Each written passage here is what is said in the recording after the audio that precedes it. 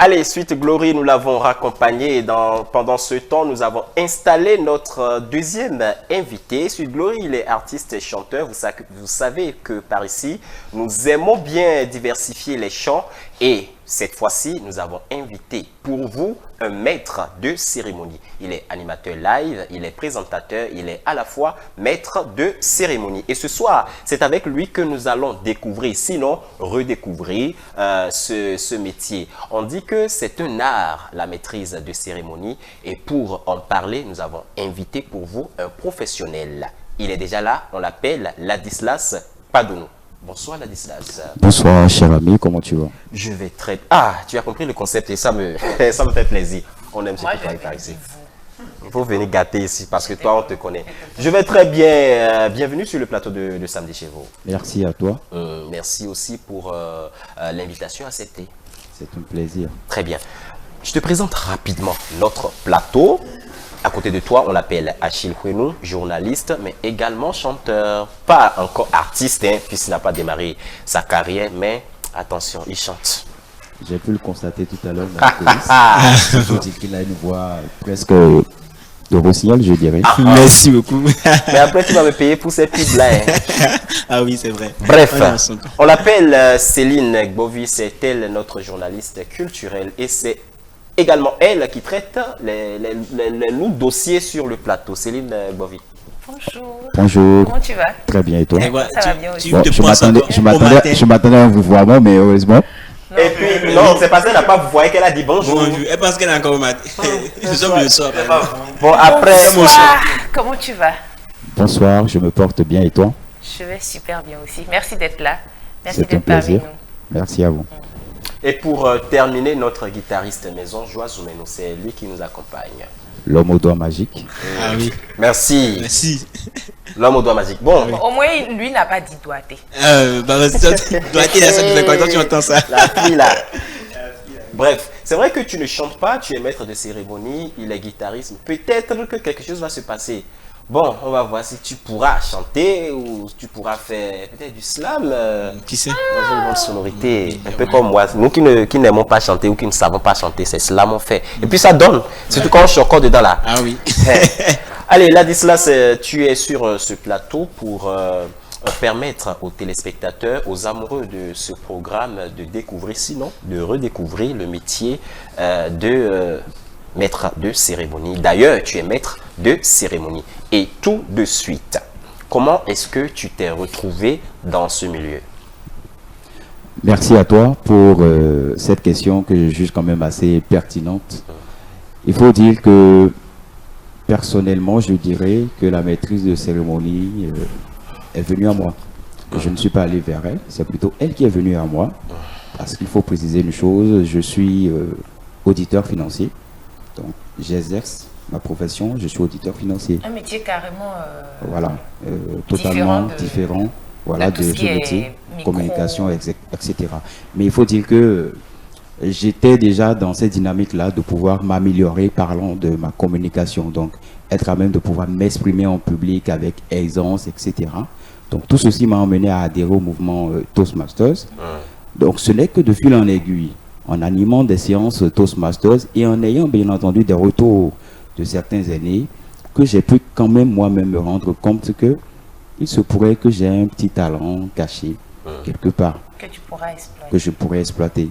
Donc à un moment donné, j'ai commencé également moi-même par me cultiver, par me donner, par m'offrir des occasions d'animer, d'assurer la maîtrise de cérémonie de certains événements de moindre envergure, ainsi de suite, jusqu'à en arriver là où j'ai eu le plaisir d'animer par exemple les différentes finales de la télé-réalité Dis-moi qui est la plus belle que vous connaissez certainement. Donc c'est moi qui assure la maîtrise de cérémonie de ces finales depuis 3 ans. Donc pour moi ce n'est que juste l'accomplissement de tout ce que j'ai pu faire depuis 2018 où je me suis lancé dans ce domaine. Et surtout la volonté que tu as eue de t'améliorer, la volonté de pouvoir parler en public, tout ça t'a amené vers ce métier-là. Bien sûr, puisque il faut également le dire, comme vous l'avez déjà notifié, ma profession est totalement différente de ce que je fais. Oui. Donc c'est véritablement en griffe. Je ne dirais pas difficile, mais c'est demander déjà beaucoup de sacrifices que d'exercer déjà cette profession et d'avoir également le temps pour assurer la maîtrise des cérémonies, de certains événements qui pour la plupart se déroulent en soirée. Par exemple, ce soir, je dois animer également un événement à Calavi, donc voilà, c'est un peu ça. Quand on comptabilise aujourd'hui, ça te fait combien d'années du début? Quand je parle du début, quand tu t'es rendu compte que voilà, tu pouvais faire quelque chose avec les petites conférences que tu as animées, ça te fait combien d'années aujourd'hui en tant que maître de cérémonie? Comme je l'ai dit tantôt, j'ai commencé depuis 2018, donc je pense que c'est en train de faire pratiquement 6 ans. 6 ans, je pense. Oui, voilà. 6 ans. Donc c'est un peu ça. Depuis 6 ans, tu es dans le métier.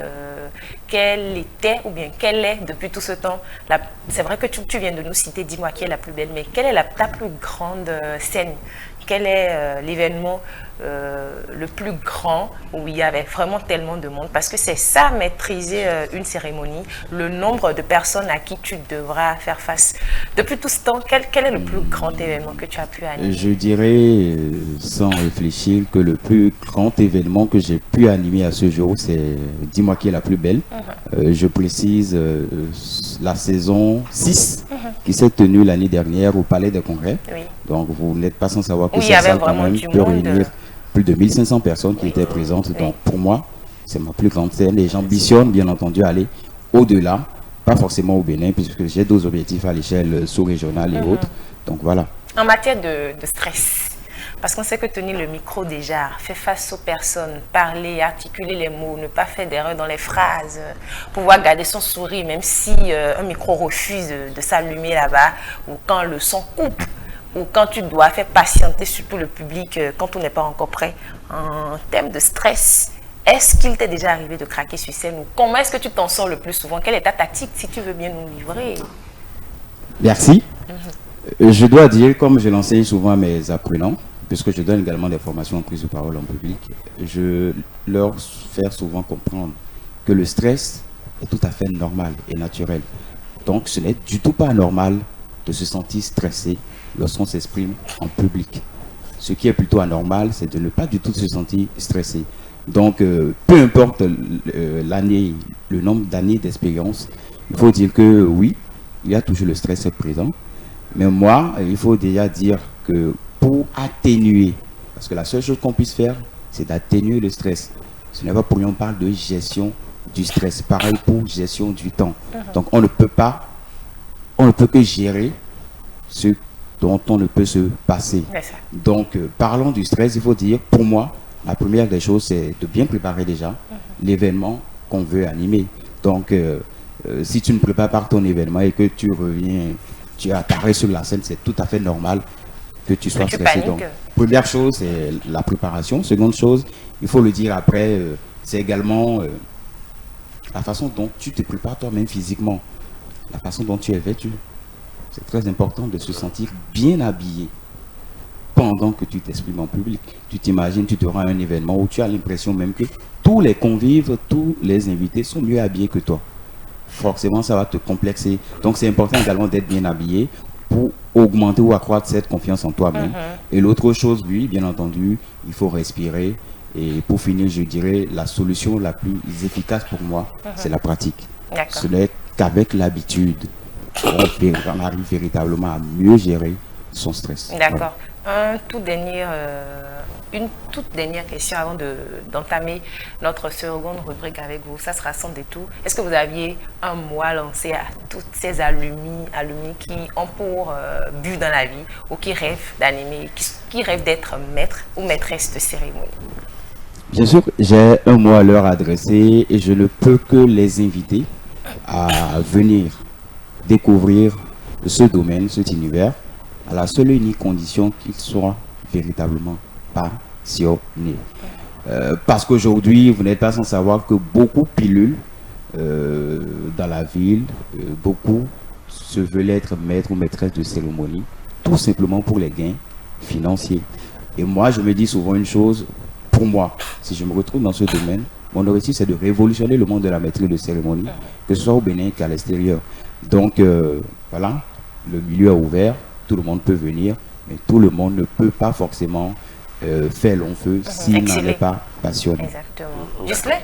Oui, avant de conclure, Etie au moins avec toi, j'ai bien envie, parce qu'il y en a qui entendent parler de maîtrise de cérémonie. Après, il y a plusieurs autres expressions. On parle de maîtrise de cérémonie, on parle de présentation, on parle d'animation. Est-ce qu'il y a une nuance entre ces expressions? Bon, personnellement, il faut dire que j'ai également été confronté à ce genre d'appellation. On dit MC, on dit présentateur live, etc. Animateur également, pareil. La nuance que je peux déjà trouver, c'est que l'expression animateur ou animatrice est relative. Si je suis maître de cérémonie, c'est que d'une façon ou d'une autre, j'anime.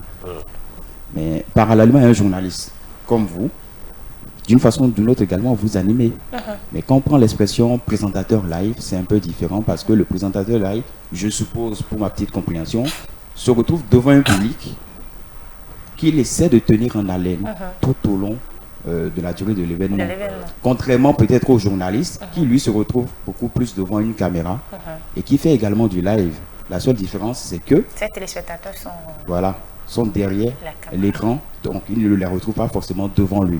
Donc c'est la seule nuance que je peux retrouver essentiellement. D'accord. Et est-ce que tu penses qu'un présentateur, un maître de cérémonie peut, avec sa présentation sur les scènes, présenter également à la télé, c'est-à-dire d'office quelqu'un qui présente un événement peut le faire facilement à la télévision? Je dirais oui, à une nuance près. Oui, à la seule et unique condition qu'il soit également prêt à apprendre. Parce que vous n'êtes pas sans savoir que oui, je suis maître de cérémonie, j'anime des événements, dis-moi qui est la plus belle, etc. Mais je n'ai pas forcément aussi l'habitude de me retrouver assis devant les projecteurs, devant les caméras, comme ceux-là. Mais par contre, vous imaginez que le maître de cérémonie, c'est pourquoi je nuance, le maître de cérémonie se retrouve également devant des caméras. Si j'anime un mariage, bien sûr, il y a des caméramans, il y a des photographes, il y a des projecteurs. Donc, bien sûr, un maître de cérémonie peut jouer le rôle de journaliste ou d'animateur télé, si bien entendu, il apprend. Et il faut également préciser que le fait d'avoir l'habitude d'assurer la maîtrise de cérémonie de certains événements facilite ce rôle d'animateur télé, contrairement à quelqu'un qui n'a jamais été maître de cérémonie et qui se veut directement être journaliste. Donc, je dirais c'est vice-versa. Donc, également pareil, un animateur télé peut également être maître de cérémonie parce qu'après tout, n'oublions pas, notre outil, c'est quoi? Notre voix. Et l'autre chose, c'est également l'éloquence. Et je suppose que le dénominateur commun, aussi bien pour un maître de cérémonie que pour un animateur télé, c'est l'éloquence. Un peu comme vous. D'accord. Donc, si vous rêvez, déjà même vous êtes... Bon, une dernière, je vais dans son détour, mais vous savez, sur le plateau, quand on reçoit quelqu'un qui sait faire quelque chose, vous avez vu Sud Glory tout à l'heure, on l'a amené à nous faire, voilà. On veut 2 phrases de début d'une cérémonie. Allez, je pars sur... Non, ça sera... Voilà.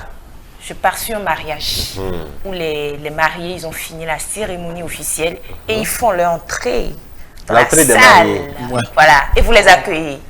Comment est-ce qu'on fait ça? D'accord. Dans ce cas, je vais vous demander de simuler alors le public. D'accord. On y va. Les amis, on s'y met. La première chose que je fais généralement, avant l'entrée des mariés, c'est que je prends la parole et j'informe le public, bien entendu, que les mariés sont au seuil de la porte et ils feront nécessairement leur entrée. Donc, dès qu'ils franchissent le seuil de la porte, le public est tenu déjà de se tenir debout et bien entendu de les accueillir avec des ovations et du maximum de bruit. Je ne sais si on peut mettre de la musique parce que généralement le disque jockey met de la musique, mais si ce n'est pas possible, ce n'est pas grave. Vous Regarde, ça fait... là. Bam, bam, bam, bam, bam, bam, brrrr, le public. Vous mettez tous debout. Moi, je ne peux pas me lever parce que j'ai un Considère- test. on est tous déjà debout. debout. On est assis. debout. Ok. On est debout. Donc, dès que je commence, vous commencez par Applaudir. ovationner, etc. D'accord. Jusqu'à ce que je... Donc, Vous êtes prêts, les gars? est-ce que vous voudrez bien Trop m'aider prêt. à avoir déjà le nom du couple? Bon, je Le donne... couple... Céline et Achille. Quel mariage! Je sais pas. D'accord. Fouez-nous. Le couple Kouenou. Voilà. Céline et Achille, c'est ça? Voilà. En Ok. plus, regarde son D'accord. accoutrement. Ok, d'accord, d'accord, ok, d'accord. Mesdames et messieurs, chers invités, chers parents, nous sommes à quelques secondes d'accueillir nos heureux du jour. Je vais nommer Céline et Achille. Le couple reçoit qu'on accueille sous de vives ovations, mesdames et messieurs. On les ovationne encore très fort, s'il vous plaît. Aujourd'hui, c'est leur jour. Ils sont tous les deux bien vêtus, Céline de rouge et Achille d'un costume bleu nuit et d'une chemise blanche. Ils s'avancent, ils se regardent dans les yeux, ils se sourient. Regardez-les. Merci, Regardez-les. c'est gentil. Donc, pour ceux qui nous suivent, on parle de maîtrise de cérémonie. C'est de ça qu'il s'agit. Animer un événement. Voilà. Maîtriser un événement, tenir en haleine un public. Voilà. Voilà. Tout à fait. On finit avec, on boucle avec Etieomo. Etieomo. Et on enchaîne avec Sans détour. Mais après cette virgule.